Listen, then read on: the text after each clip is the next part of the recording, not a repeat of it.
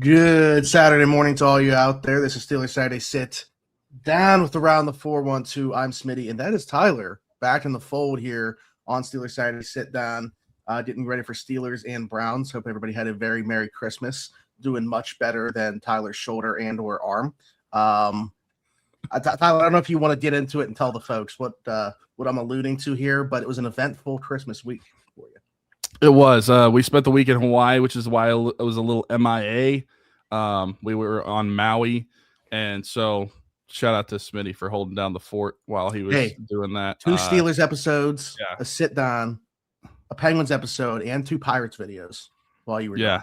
Yeah. The fact that we got 2 Pirates videos while I was gone, kind of happy that happened, but also happy with what the Pirates have been doing lately. So maybe we'll have more of those in the future. But yeah, I was in Maui. Also, shout out to Sarge for covering for me last weekend on Steelers Saturday Sit Down. That was pretty entertaining. Not too watch. Bad. Yeah. Where you guys found out about my injury as well. So if any of you have been to Maui, you've heard of the beach Kaanapali. There's a Black Rock beach in Kaanapali where there's like a 25 to 30 foot volcanic rock that people will swim out to, climb up, and jump off of. So I've jumped off this rock for years. I've been going to Maui for several times over the past 10 years. And I've jumped off it feet first several times. I decided to dive off of it this time. And it's funny because the day that it happened, I told my little sister, Haley, that I wanted to dive off of it. I was like thinking, like, if anybody has been to, what's it called? Settler's Cabin or Settler's Ridge, the wave pool. And they have the high dives there, like the jumping platforms. In my head, I was thinking, like I've dove off of something before like that, so maybe I can do it again. Well, it turns out that the Settlers Ridge ones are 5 meters, 7.5 meters, and 10 meters. So like the 5 meter one that you had to dive off of to move on to the other 2 is actually only like 11 or 12 feet high. And the rock that I jumped off of and dove into the ocean was about 25 feet high from where I was jumping. And so I dove in head first. I was in a diving formation when I entered the water, and I felt my arm whip back, my right arm. If any of you can see, I'm not wearing my sling right now just because sometimes it feels comfortable for me to not wear my sling. But my right arm whipped back, dislocated. I felt it pop out, and I'd never dislocated anything before, but I knew that that's what had happened because I got up to the surface.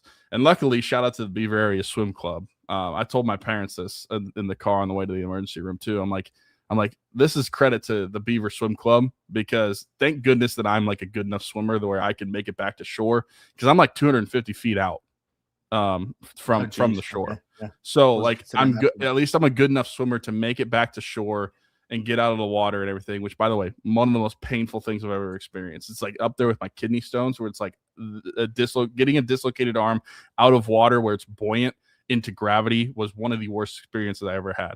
But I came up out of the water, felt some squishiness where my bone is supposed to be, where my arm meets my joint. And, after that, go to the emergency room. Turns out my arm was dislocated.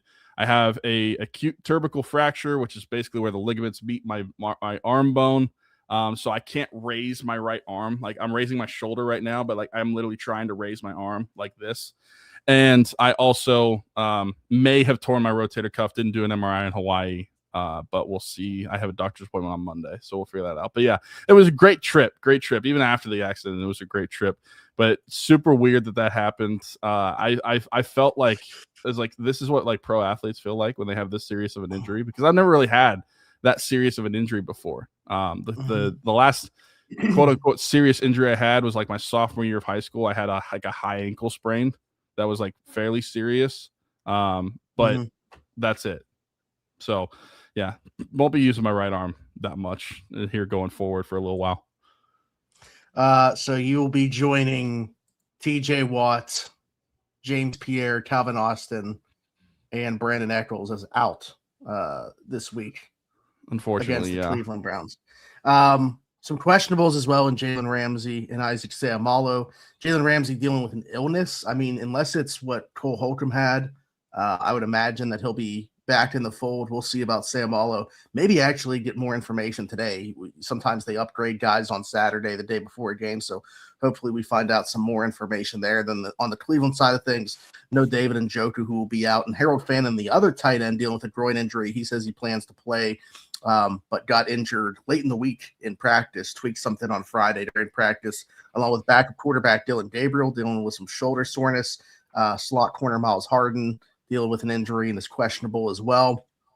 And they'll see if they get Wyatt Teller back in the fold. But honestly, Tevin Jenkins has played better for them at right guard, which is crazy to say because Teller's been a staple there, but certainly getting up there in age. There's been a lot of moving pieces on that offensive line, so we'll see. I think that's what's so interesting. It kind of, between the quarterback situation I just mentioned, the offensive line, also a different running back, even though this is the second time that we've played the Browns this year, this is the first time that we're seeing this iteration of the Browns. Shedeur Sanders instead of Dylan Gabriel. No Quinshon Judkins with that awful-looking injury. Going to miss, obviously, the rest of the season and hope that he's able to come back strong next season.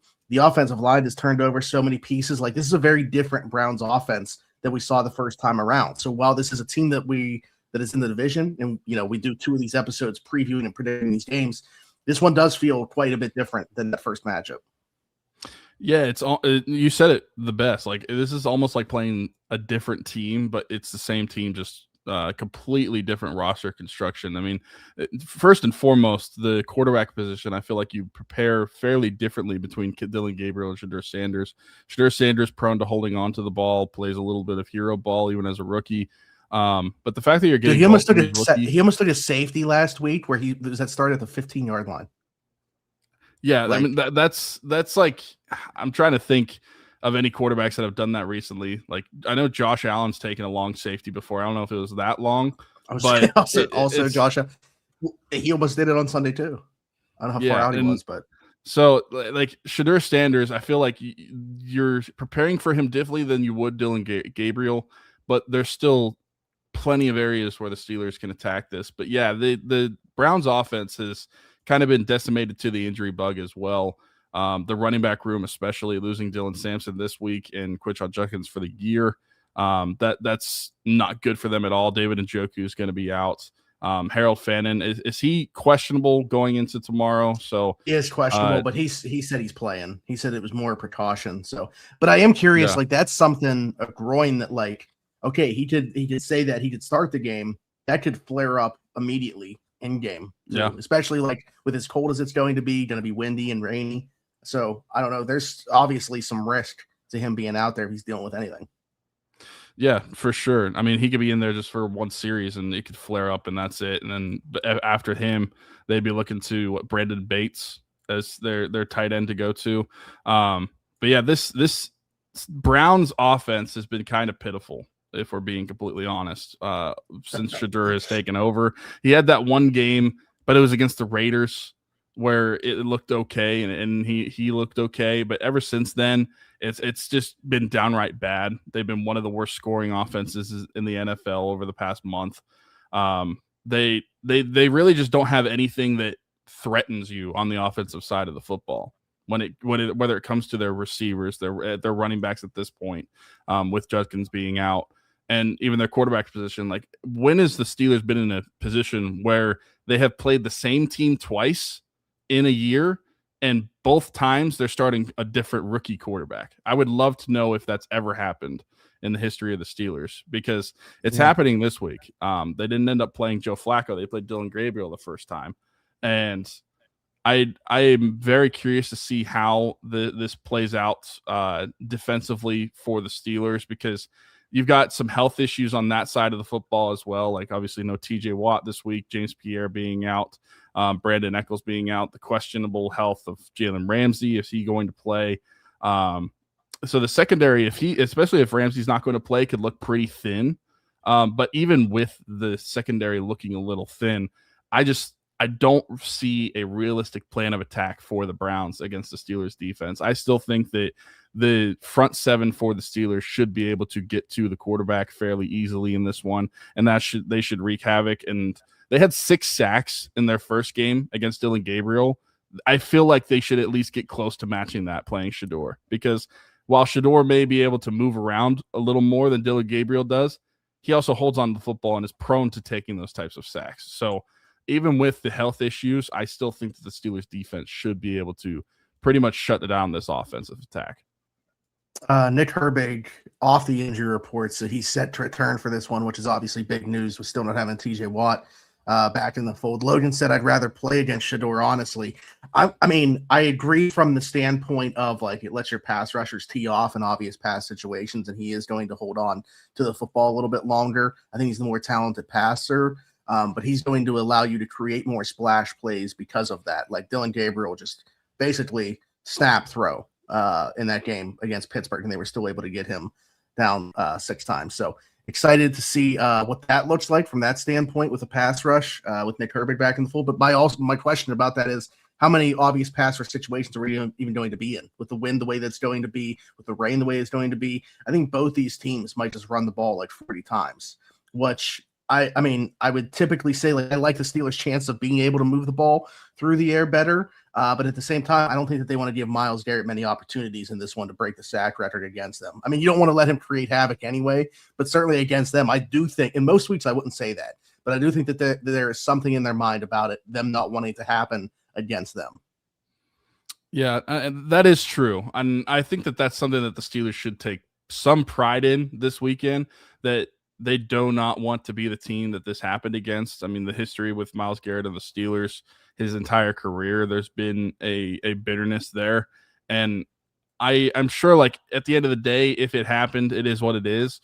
But there's got to be some level of pride that between the offensive line, Aaron Rodgers, that you do not want to be the team that allows him to get that sack record. You don't want to be the team that allows him to beat your teammate TJ Watt for that sack record. So yeah, I'm sure that that's, even if that's maybe just more fan driven than actually in the locker room, they've got to be aware of that. They've got to know about it, and I'm sure they've talked about it and have some sort of pride to not be able to give that up on Sunday, even if that involves just running the football a ton and getting the ball out quick. Branson Sloppy Seconds is here. Great to see. Happy holidays. Sorry about the injury to Tyler. Kobe is here. Appreciate it. What's going on, boys? Hope everyone had a nice holiday. And Monty, Nick is back. Yes, sir. At first, you know what's funny is I thought like he was talking about you or I and thinking that we were Fairball. Like he didn't register. That's what I thought too. Register about the Nick Herbig part, even though I was the one that said it for a second there. Branson Sloppy Second said, Smitty, you were talking to Al and your other sources around the team. Do you think Tomlin has been more involved with the defense since the Bills game? That was kind of the coming to Jesus moment, if you will, for the defense. Patrick Queen said like they had a team meeting, kind of like a Festivus, an airing of grievances, and look at the way that they've played since then in the last 3 weeks. Everybody's been talking about the offensive performance, obviously, but the defense also clearly has had a nice turnaround within those 3 weeks as well against the Ravens, Dolphins, and then, of course, the Detroit Lions and the way that they played there. As far as Tomlin being more involved, see, that's the thing that's so he's heavily involved leading up to the game. But at that point, he kind of turns the keys over to TA and says, do your thing, letting him call plays. I don't know that I can say that I've seen or heard that he's all of a sudden taking on more of a role on game day. I think the role has pretty much stayed the same. Honestly, I just think that the big difference is guys are playing better. Like I legitimately think it is as simple as that. There's more comfortability there with guys that were playing well even when they first got in here, like having Kyle Duggar, obviously on the back end. Asante Samuel Jr. has had to step in and play prominently now, especially without Brandon Eccles or James Pierre. So we'll see what it looks like this week, you know, with Trey Flowers potentially having to play quite a bit, who they just brought in. Deshaun Jameson, I think, maybe due for an elevation to take on some type of role in the slot as well. Maybe Jalen plays corner more, and we see Chuck Clark, who, by the way, like I'll give credit, and also like just like Chuck Clark could be leading this team in interceptions this year, like very easily, despite the lack of playing time with how many opportunities he's been around the ball. It's pretty crazy.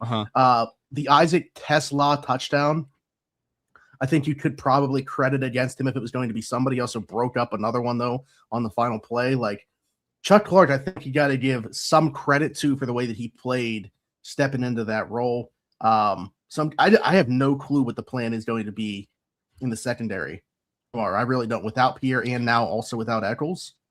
That's actually what I was about to ask you. I was going to say, like, if it was up to you, And I'll even like throw in this with I think that Ramsey is a guy that does not need to practice and is fine playing. So if he plays, that's not going to be surprising at all. But if he does not get to go, Oh, geez. What would be your scenarios as far as like going into like nickel, and like who would be your personnel if you were scheming up the defensive backs for where these guys would go? And you could do it like with if Ramsey plays and without, who would be taking that spot too? So if Ramsey plays, I would probably use him more at slot than at safety in this one, especially with how many times they're going to run the ball. Like I feel fine with Chuck Clark playing safety in a game where it's going to be them throwing the ball maybe a dozen times. And also like you can mix in Jabril Peppers without Ramsey. I think you divvy up the reps similarly to, and obviously not the same caliber of talent here. But I think it would look a lot like when they had the Mike Hilton, Cam Sutton nickel position divided, where it's Deshaun Jameson on early downs and Trey Flowers and obvious pass downs. He's a guy like his best role in the NFL, the best ball that he played was when he was with the Cincinnati Bengals and they had their Super Bowl run. And his job was exclusively lining up with like bigger slot receivers and tight ends in the slot. So like he could be the guy that sees quite a bit of Harold Fannin, to be honest with you. If Jalen Ramsey doesn't play, that's probably like his assignment. So, yeah, I think that that's probably the way that I would go. And then you would see Chuck Clark a lot in either situation. Is there a reason in your mind that, well, I'm thinking there's no reason to even run this coverage, but like if they get into the dime, I don't even know what 6 defensive backs would be on the field. There's probably going to be a guy that I've never heard of on the field, but I don't even know that they'd be in a position in this game where they necessarily need to be in dime either. I might use 4 like safety types. I mean, if you're considering Jalen Ramsey a safety, assuming that he goes, like Peppers would probably be the other guy that I would have out there who has experience played in the slot, or obviously Duggar can come down within the box too. So yeah, I think for me, if you have Ramsey and you're playing in dime, which again, don't know that this is going to happen like at all. But it would be Porter, Samuel, Ramsey, Duggar, Clark, Peppers. Now, what if you don't have Ramsey? I guess I would probably say if you're in dime, it's an obvious pass situation. So it'd be Flowers or Jameson. Okay. Yeah. Yeah. I have a hard time seeing them being in a situation where they need to be in dime in this game. I think that you're right where this is going to be a grinded out AFC North type of game. One of the last that we may see potentially in Cleveland because they're being a little sissies and building a dome up there. So kind of a house of horrors for the Steelers. Not to the degree that it's been for Cleveland and Pittsburgh, where they haven't won in 20-some contests, but the Steelers have not won in Cleveland their last 3 meetings. They haven't won there since 2021, Ben's last game in Cleveland. Ben's last game in Cleveland. Yeah, that's actually wild to think about that because you just think of the absolute dominance of a run that we saw in Cleveland with Pittsburgh, and the fact that they're winless over the last 3 is kind of it obviously it's true, but it's almost like shocking to think about just because of the history that we grew up with playing in Cleveland. But yeah, it's a game that obviously there's not a easy path for me to come up with where I can see where the Browns are going to win this one. Basically there's a lot of things that would have to go wrong. And I kind of think about it like you like to say how you try to see the path to victory and you try to see the path to defeat.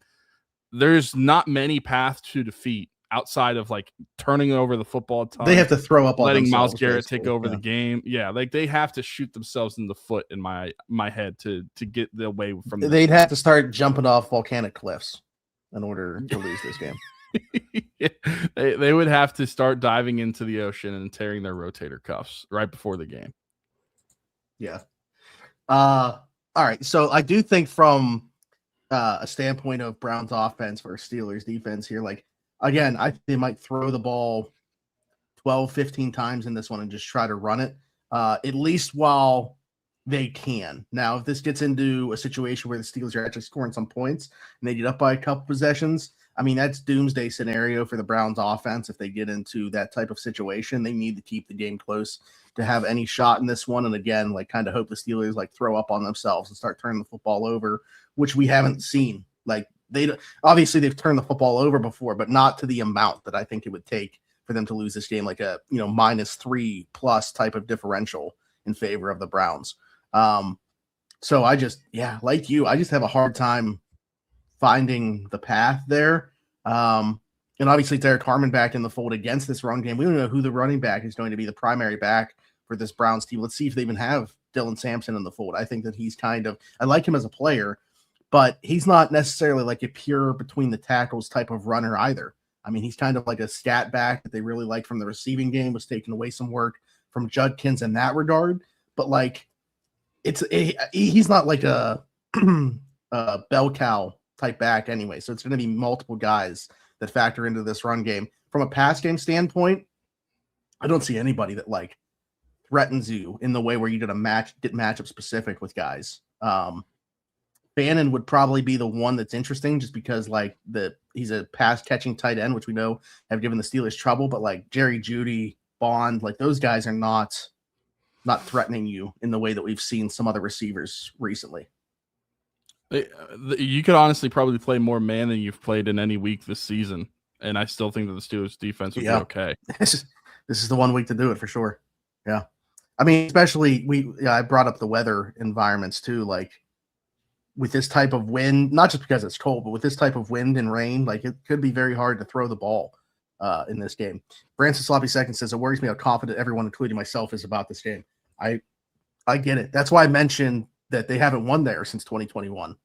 Like, I think that that's important to point out for that reason.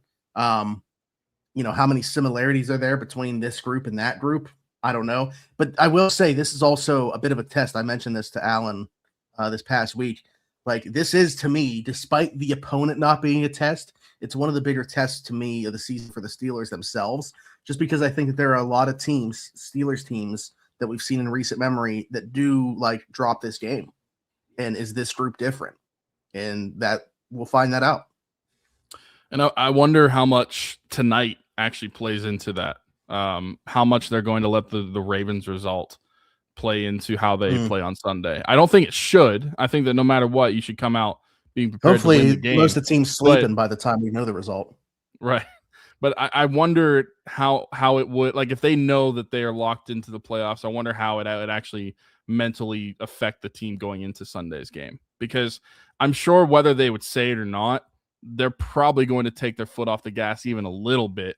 And maybe not noticeable enough, but I'm sure that there's going to be guys, especially some older guys, that may not be going that extra 110% just because they know that they're not having to and that they're already locked into the playoffs. Seeding be damned. It doesn't really matter at that point. They know they're going to the dance anyway. Yeah.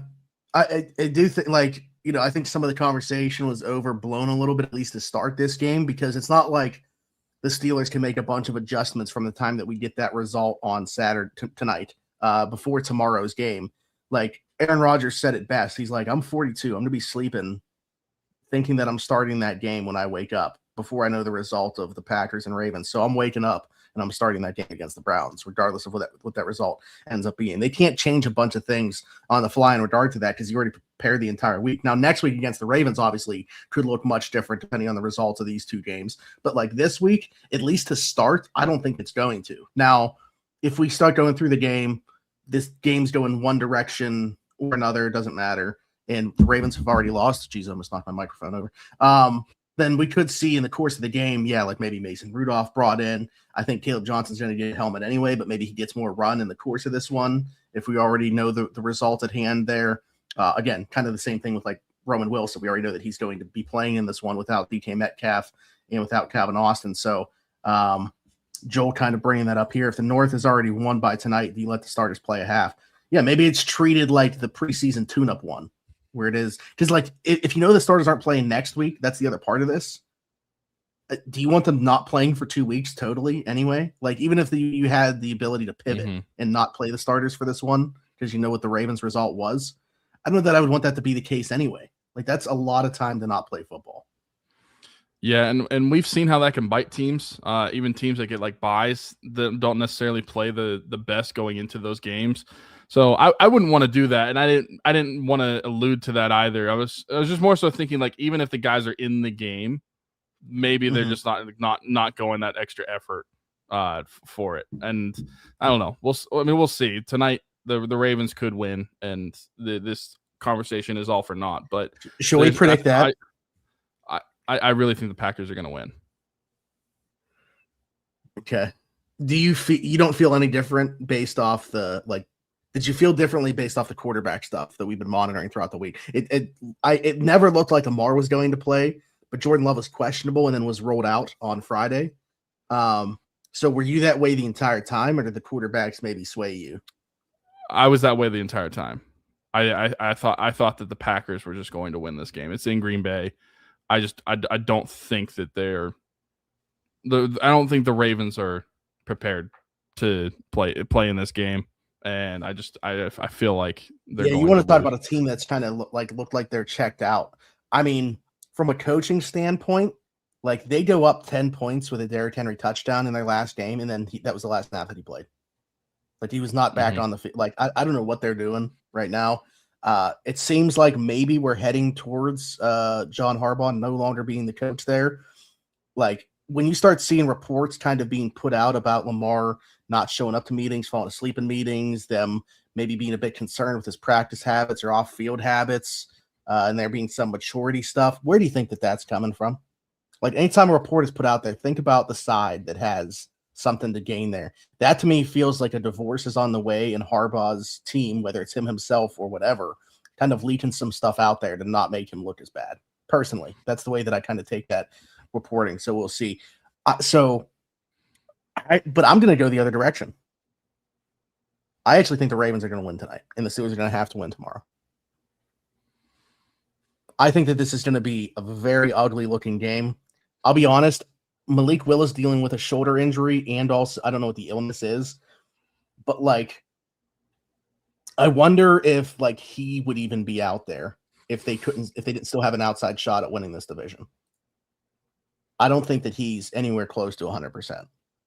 So Tyler Huntley, like the only healthy quarterback this week between the two teams combined, basically. Mm-hmm. Yeah, that's fair. I think it could be a similar game though to what we're predicting in Cleveland. Like just run the football a ton, not a ton of passing, which I would say favors the Ravens. Yeah, I mean that's fair too. I don't know. We'll see. They actually commit to it. If they actually commit to running the football with Derrick Henry, I think they'll win this game. Right. Okay. That's fair. I wanted to talk about the offense a little bit. The Steelers offense going against the Browns defense. And we kind of touched on it as well, but there's a chance that Myles Garrett might break the sack record in this one. And while Dylan Cook has done well instead of Broderick Jones, I wonder what do you think the plan is going to be with him? Like, because I can't imagine that they would just leave him on an island with Myles Garrett one-on-one and just say like, yeah, that's good. That's fine.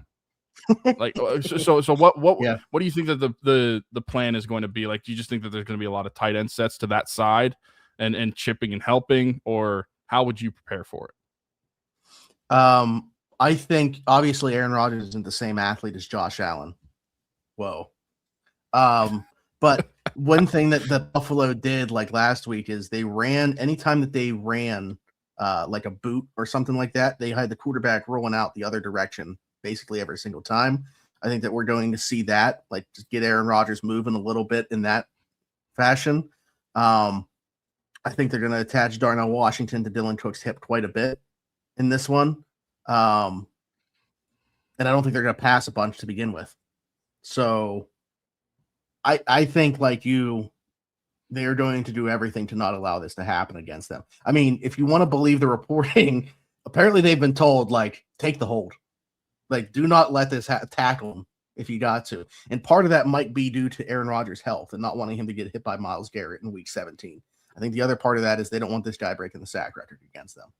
So I'm not saying it's not going to happen. I just think that Joel mentioned the Packers emptying the clip defensively. I think the Steelers are going to empty it offensively in terms of mitigating Myles Garrett.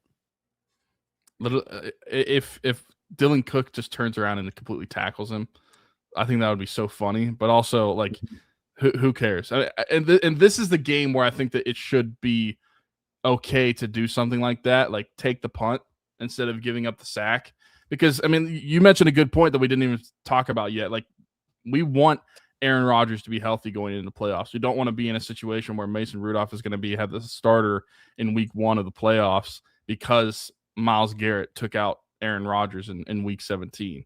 So like that makes a ton of sense to me. I wasn't even thinking about it from that angle, but trying to keep your healthy quarterback is something that should be vital. And if taking holds is the way to do it, then that would be at least, and from an entertainment standpoint, I'll be pissed when I see the yellow flag, but then if I see why, maybe it'll be a little bit more entertaining if that's actually the case where they just take blatant holds on Myles Garrett to avoid not only getting an injured quarterback, but just not letting that sack record happen against them. And like I said, whether they've talked about it in the locker room a lot or not, there should be some sense of pride with this offensive line to not allow that to happen against the Steelers. He's at the Bengals the following week to close out the regular season. He can get it then. I mean, yeah. He might get 4. He's not just going to break this sack record. He's going to like totally reset what the next person has to hit to break it the next time. Yeah, it's going to be like 26. Which honestly, a couple weeks ago looked like was going to happen. I mean, I thought this guy was going to hit. He still might. I thought he was going to hit like 25 this year. I thought it would have already been broken at the pace he was on. But again, the Buffalo did an incredible job of like just not even giving him opportunity to do so. He shouldn't have even had that half sack they gave to him, to be honest with you. So he should still be chasing it by more than just what he is. But either way, we'll see. I do think it is interesting to talk. I do want to talk, even though I don't think they're going to throw the ball a ton, what this pass game is going to funnel through, because I don't think there's one guy without DK Metcalf to close out the regular season, without Calvin Austin for at least this week. Adam Thielen, MVS, Roman Wilson, Scotty Miller, Ben Skoranek. There's your guys. And Ben Skoranek can't do much at receiver right now. Imagine saying in the beginning of the season, week 17, this is going to be your wide receiver room to us preseason. And I mean, I think against the Browns, it should be enough.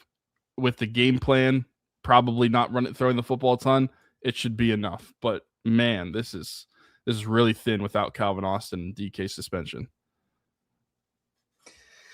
It is. For this matchup, it doesn't necessarily concern me. Hopefully, hopefully it's locked up and you don't even need Calvin next week and let him get ready for the playoffs. Obviously, DK not dealing with an injury, so he'll be good to go for the playoffs. But I'll be honest, like I mentioned this past week on the Steelers episode, I would have said over 50% chance they sign Allen Lazard last week. Didn't happen because he didn't need to sign to the active roster. There are few enough weeks left in the season where he could have been a practice squad elevation every single week. So I'm surprised, honestly, that didn't happen. I thought they would have brought him in on Tuesday or Wednesday, gotten him up to speed, he would have got a helmet. But alas, here we are. They're rolling with the guys that they have, and I think in this game it will be enough. If next week is meaningful versus Baltimore, I think they might have to do something within that room. And then certainly, like I said, for the playoffs, it's probably won't be a conversation because DK's back in the fold at the very least. Not sure the severity of Calvin's injury. I don't know that it means anything, but he was still out there at the end of the game. They kept going to him on that on the Lions drive to end the game on the OPI, and he was cheering and interacting with fans and stuff. So I don't know. I don't know how severe it is. Don't know if he's going to miss multiple weeks or what it looks like, but hopefully they can get him back in the fold at the very least for the playoffs. But yeah, if next week is meaningful against Baltimore, I think they got to do something. Maybe that's what they're waiting to see in terms of Allen Lazard. I don't know. I just keep waiting for it to happen. It hasn't happened. Literally, how many times have we had this conversation throughout the year? I mean, it turned out to be a trade. I think earlier this summer, we thought that they might trade for Allen Lazard. Then it turned into just waiting for him to be cut. Didn't end up being cut, and then now that he is, it hasn't happened yet. But we've mentioned the name Allen Lazard. Probably there's a good chance his name has been brought up every month since April. Yeah, more than we should have mentioned the name Allen Lazard. But at this point in the calendar, with what's available to them, the familiarity, don't think you can look past. I know a lot of people get sick of hearing about Aaron Rodgers guys and stuff, but I think the benefit to that is they can jump on the moving trade at this point in the season with far fewer hiccups than a lot of other guys. Look at how well MVS I feel like has settled in. I know that he hasn't been a high volume pass catcher, but just like the way that they talk about the practice habits, the way that they've been since him and Thielen were brought in, he's going to have to be like the pseudo DK this week, as funny as that is to say. Not saying he's that type of player, but he's going to play the X for them tomorrow. So, and then Thielen, I mean, again, not a high volume pass catcher, but I think like 4 of his 6 receptions this year have been third down conversions for the Steelers. Like, he's been very good in his spots as an addition for this team. Yeah, I agree. Another part of this offense that we've touched on a lot and we've had a lot of conversation about, and I texted you this past game, kind of joking about it. And then because we talked about how you've brought up like internally, Kenneth Gainwell is kind of viewed as the RB1 for the Steelers a few weeks ago. And now, and now it's like, I understand, but also then Jaylen Warren in that same game after I texted you rips off 2 45-yard touchdowns. I mean, where would you rank the Steelers backfield among the backfields in the NFL right now? Because I feel like that tandem is playing at potentially a top 3 level in the league when you look at just a running back room itself. Yeah, I feel like it would be like pretty conservatively, I'm willing to say top 5. I could definitely go through here and probably get them even higher than that. Despite the fact that they just outdueled this backfield duo, I still have a hard time putting them over Gibbs and Montgomery in totality as of right now. But honestly, they might be the best. Is there a better one in the AFC? I don't see it. I think they're better than Travion and Ramondre, and that's the only one as I'm scrolling here that like is even a possible. Yeah, and that's the thing. I could think of like teams that have good individual running backs, but like as far as the room goes, the tandem goes, I can't think of teams that have a lot of like 2 running backs that contribute at the same level that these guys do. I mean, I like Kenneth Walker and Charbonnet better than them. I'm saying Gainwell and Warren better than them.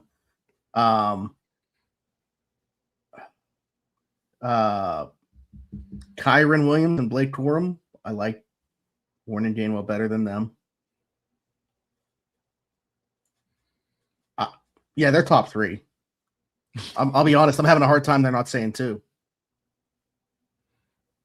I mean, could they be? It could be like Gibbs and Montgomery 1, and then Warren and Gainwell 2. I think you absolutely could. I'm having a hard time thinking of another one that I would put in front of them. And they're just like they can do similar. Obviously, Gainwell. I mean, we knew that he was a good receiver. Like I was telling you about how there's just so much buzz at camp this year about his ability to just run routes like a receiver. But I mean, the hands are just so ridiculous. Like, doesn't he? As long as it's around them, you talk about like they say, hey, if it hits you on the hands, you got to catch it. If it hits a pinky for Gainwell, he's gonna catch it. If it hits his forearm, he's somehow going to find a way to catch it. I mean, this dude is ridiculous. Some of the best ball skills that I've seen from a back out in space. Fantastic. Jalen's vision, unbelievable. If he finds that lane so quick, 2 45-yard touchdown runs like you mentioned, I think they're the second best back duo. Yeah. And they just play better than the number 1 in the head-to-head game. Right. And I wanted to bring that up just because going into this game, we talk about how important the run game is going to be, but just the way that these guys have evolved this offense. Like we were earlier in the season complaining about how much run Kenneth Gainwell is getting. Now I'm completely fine with the split backfield based off of the way both of them have been playing and like their mentality, like seeing the videos of them like talking about it going into the game, like their mentality is like being the best running back room in the NFL week in and week out, which is should Gainwell play receiver this week? Honestly, he should probably split out and just have both of them on the field at the same time. If you're wanting your best offensive packages, he should just split out wide, and that would probably cover the entire game. Yeah. Honestly, because if you're wanting your best guys on the field, that would be the way to do it. Because I got to give credit where credit is due we've talked about how Jalen Warren and how much we love him as a player so much this season, but I still feel like over the last month, especially, like, got to give credit to Kenneth Gainwell. Like, he's completely kind of transformed what the Steelers have been doing on the offensive side of the football. And just that duo that they have back there, it's a reason why going into this game, like, I feel very confident if this is going to be that AFC North bout where it's going to be sluggish and a lot of running the football. I feel very confident about the Steelers' success rate and what they're going to be able to do on that account, because these two guys have been leading the way, whether that is through the air or on the ground. Both of them have had a lot of success in both. And I think that it's very clear that now not only Jalen Warren is one of your best offensive players, or your best offensive player, but like Kenneth Gainwell is also up there in that conversation too, and what he's done the past month. They're probably both. I mean, if you're including offensive linemen, maybe a different conversation. I have to recalculate, but they're two of the top three players for this team offensively right now. And it has been that way for a good portion of the season. Logan said run game, trenches on both sides, defense, it's a winning recipe. Could they play in the Super Bowl with that? Likely, no. Would it be surprising? Also, no. And I think that the uniqueness is also within this season. I've mentioned this in the past a couple times before, but I do think that this season, especially in the AFC, is so unique in that I don't see a team that is so much better than like the field. I think that this year it's much more about how teams match up with one another as opposed to a team just being so far and away better than the rest of the group. Let me paint you a picture here, okay? Let's say we go into the playoffs with the seeds the way that the exact way that they are right now. The Steelers host the Chargers in the first round, which is, to me, like, I don't want to be like somebody like scared of playing another team. That's the ideal matchup to me in the first round, is playing the Chargers with Justin Herbert's hand the way that it's been. Not saying he's played bad. I know that like how the first matchup went, and think it would be very different in a game in Pittsburgh in January than the result that we got out there. So let's go through the scenarios. If they win that one and all the top seeds win, we then head to Denver. I mean, are we that scared of playing in Denver right now? I understand they're the best team in the AFC by record and everything like that. Defense is very good. The offense is super efficient under Sean Payton. That game is not, to me, unwinnable. I think that the Steelers actually match up quite well with what Denver does, especially when you got everybody back in the fold. And then go into the winner of the Patriots and Jaguars, if that's the case. And we already beat the Patriots this year. I understand it was a very different team. But again, going back to the matchup thing, I just think that they match up well with that team on paper. I think the AFC is a total crapshoot to me. I think that the best teams right now are in the NFC, but I think the AFC is totally wide open for who could represent in the Super Bowl. I think that's true. The AFC is probably more wide open than it's been since 2017, I would say, because that was the year before Mahomes started for the Chiefs. I think that, but then he had the Patriots. Like that's the thing. That's true. Like, that is true. The team, Patriots. Like unless Tom Brady got hurt or something like that, you knew who was representing the AFC as well. Okay, so then I have to go back to what, 2008, to whenever Tom Brady tore his ACL. It was the Steelers, and Brady got hurt. Yeah, that's the field is wide open completely for the AFC, and I feel I'm not necessarily comfortable, but like I feel confident in the Steelers being able to find some success in the postseason if they do get there, which, I mean, it looks like they should get there, but with their matchups, like, you're right. And I actually talked to my brother-in-law, who is a Denver Broncos fan, and like, it was funny because over Thanksgiving we were talking about the Broncos and how I related them a lot to, at that point, to the 11-0 Steelers of 2020, how like they were like the most fraudulent 11-0 team of all time, that people like to say. And I said at the time, like, the Broncos were like the most fraudulent 9-2 team of all time. And he like didn't necessarily disagree with me. Like, he knows that they're kind of like squeaking out of some of these games in ways that they shouldn't. 31st and 32nd, the Broncos and Patriots, in terms of their strength of schedule this year. And you play who you play, right? I get it. But the Patriots have 2 wins this year against 500 better teams. It's the same amount as the New York Giants. Like, they have not been tested in a way that they're going to be tested when every week they're playing a playoff team. It's a different animal. We just don't have the answer. I'm not saying it's not possible. I'm just saying we don't have the answer yet in terms of how they stack up against those better teams. Do want to mention Brooklyn's very committed. Fishing and listening. Hope y'all admire my commitment. Of course we do. Also love the fact that you're fishing right now. I mean, that's kind of crazy to think about, too. like what it looks like outside for me, and then thinking that somebody else in that's watching or listening to the show is fishing. So, love that. Aaron Rodgers, most dangerous quarterback in the AFC with Josh Allen's injury. I think so. Josh Allen's always playing hurt. I mean, out of the group of quarterbacks that are going to make the playoffs, he's the one that obviously is the most experienced, has been there and done that outside of Josh Allen. Like Herbert's been to the playoffs. Lawrence has been to the playoffs. Stroud has been to the playoffs. But in terms of like actually having success within that, it's really just Rodgers and Allen. Not saying I would take him head to head over that group of guys, but it's an interesting point. Like in one spot, in one moment, whether it be in the red zone, some big third down, something got to have it moment, is there a quarterback in the AFC outside of Josh Allen that you would take above Aaron?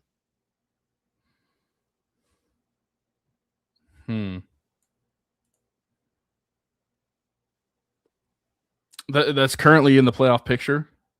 Yeah. Probably not. Because, I mean, as much as I like Justin Herbert, he hasn't been there and done that.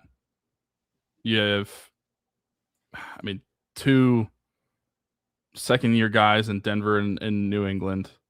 And then Trevor Lawrence, despite the playoff or the plays that he's had over the last month of the season and how the Jaguars have looked. He's playing as well as I've ever seen him play, like including at Clemson. What a waiver wire pickup for fantasy in one of my leagues, by the way. I mean, absolutely ridiculous last month that he's had. But yeah, I really feel like having a guy like Aaron Rodgers is maybe comfortable is the wrong word, but like I like having a guy that has been there and done that in the postseason before.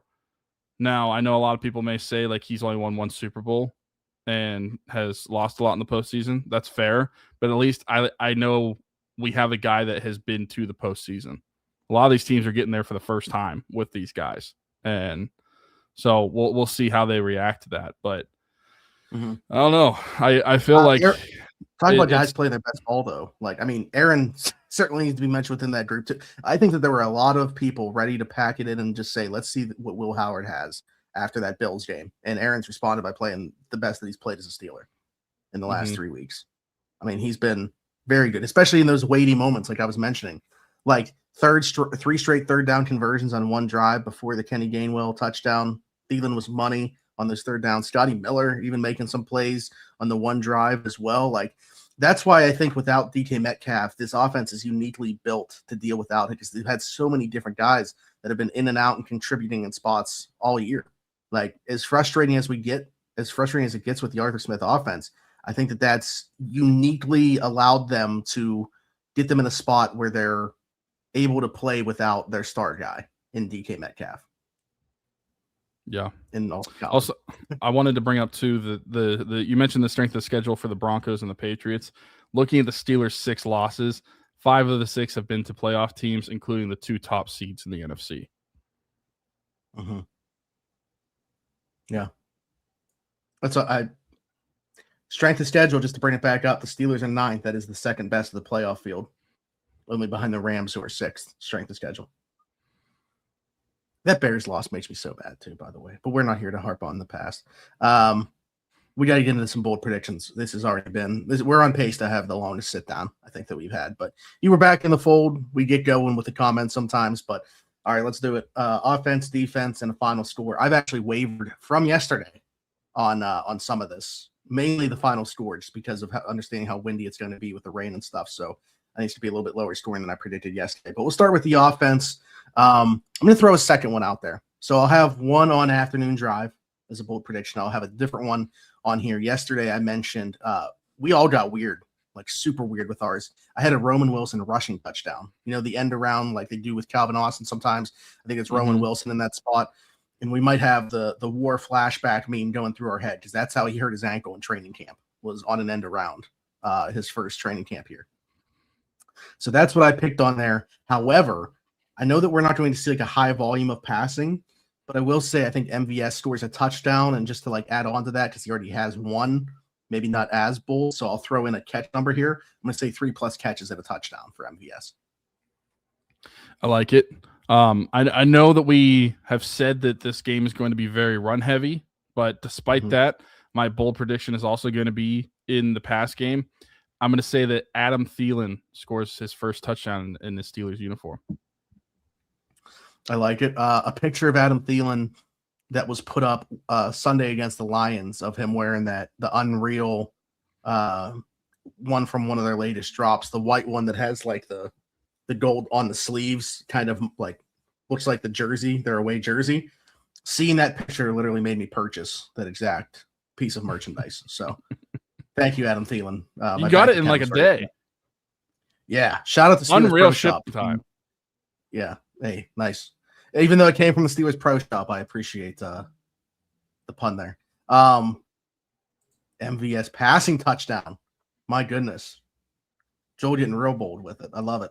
All right. What are you thinking defensively? Defensively, it's kind of a team stat, so I'm not going necessarily individualistic into this one, but because of the nature of the quarterback, I'm predicting that they're going to get another safety. So the Steelers defense records another safety in this game. Okay. My defensive bold prediction that I made yesterday was that back-to-back weeks with safeties for the Steelers defense, which I believe would be the first time in franchise history, because they only have 47, I think, in franchise history, and it's never happened back-to-back weeks. Like, that is super weird. Kyle Duggar actually became the first Steeler ever with a safety and a pick six in the same season. People are like, Troy, what about Troy? Troy never had a safety, surprisingly, in his Steelers tenure, at least in the regular season. I didn't look at playoffs. But anyway, so that was what I picked. You know what? We talked about how long Shador holds on to the ball. Sarge threw this out there last week, so I'll throw it out there this week. 5+ sacks and turnover combination. So it could be 3 and 2. When Sarge said that, I was like, "What a Sarge stat!" Like, yeah, I like it though. I like it. But Matt said, I think we and also I genuinely did not know that you picked a safety on Steelers after the drive. So yeah, I did not want to steal your thunder on that one. But I just think of the nature of the way that Shador holds on to the football, you might be able to find him in the end zone. I like it. I think we had Johnny Smith rushing touchdown this week with the Browns defense being their strength. I think Arthur will adopt some trickery. Yeah, that's kind of like all the wavelength that we were on yesterday. Me predicting a Roman Wilson rushing touchdown. Derek predicted a Spencer Anderson touchdown. And Alan said just a rushing touchdown by a non-running back or something. A Spencer Anderson touchdown from the left guard position?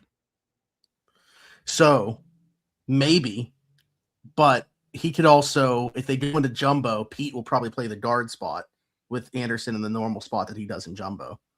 Okay. So even if Spencer Anderson has to play left guard if Seumalo's out again, I think if they go into jumbo, Spencer Anderson will shift away from that left guard spot. I like the thinking of the Johnny touchdown. So Black gets more playing time. We get a belly selly sack. Dude, he almost had a pick. I wonder what he would have done in that situation. Would he get a flag if he shoved the football under his jersey? I don't know how that works, to be honest. I don't know how that works either. But I do like the Jonnu touchdown shout. But I wonder, could it be like a passing touchdown that looks like a rushing touchdown from like, what was that, week 1 or 2, where it's like just that little shuffle pass to Jonnu? Does that count? Does that count for Matt's prediction if that happens? Because not a rushing touchdown. For us, yes. For us, yes. NFL records will say no. We will say yes. All right, then the final score that we'll get to in a second. Like I said, I actually predicted too many points yesterday, in my opinion, with the way the weather's going to be. I said 26-10 yesterday. I'm going to scale back on that a little bit. I'm going to say the Steelers win this one 19-10. Okay, so then we're in the similar vein. I did predict a safety, so I had to account for that in my scoring. I'm going to say the Steelers win this 18-10. Oh, wow. Okay. I feel like we're playing The Price is Right, and you were just like, let me go one lower. That way I'm closer. Well, I literally was doing the math while we were doing our predictions. I was like, all right, I have to account for my safety. So what's a realistic score number that I can get to? I thought 18 was there. And then I was thinking in my head, like, how much do I actually think the Browns are going to be able to score in this game?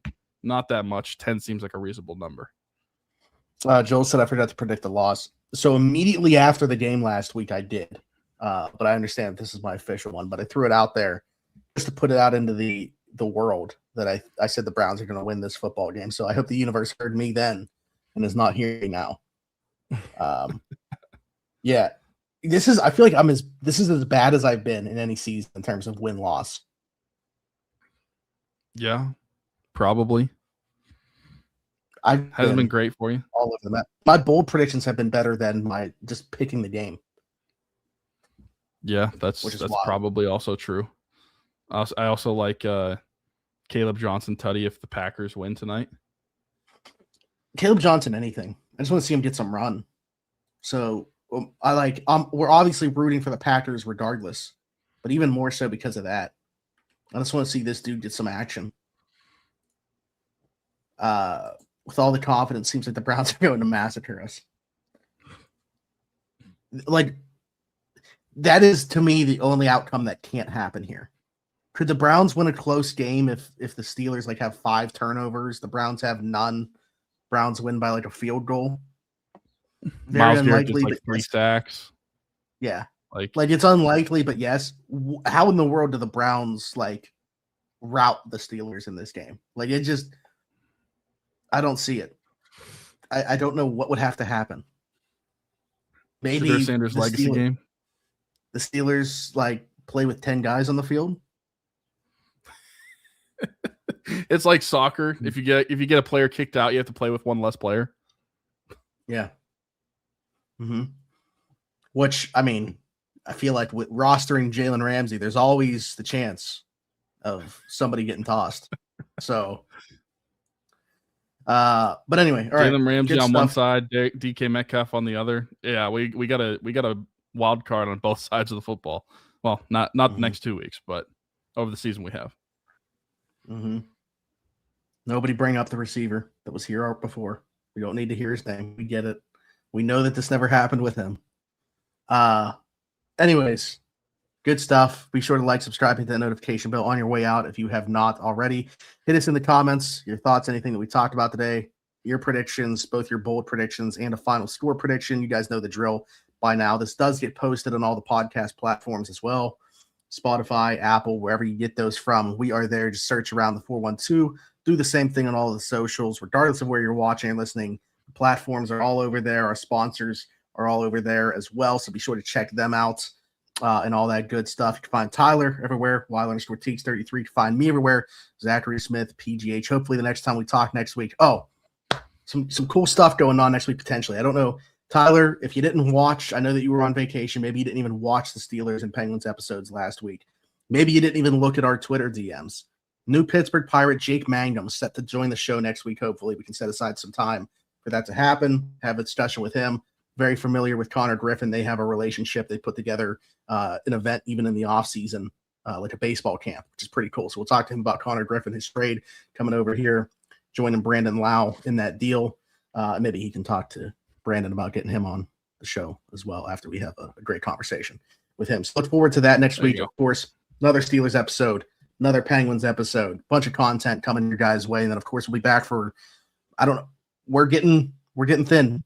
One for sure left, Steelers Saturday sit down. Hopefully we'll know that we're going to have at least one more guaranteed for the playoff game following that. But we're in the stretch run now. Hope you guys are taking the time and enjoying football along with enjoying your families this holiday season. So we will be back for another one of these next week. We'll be back for a normal slate of podcasts next week. But until then, for Smitty, for Tyler, this has been another Steelers Saturday sit down, and we'll see you next time. Bye-bye.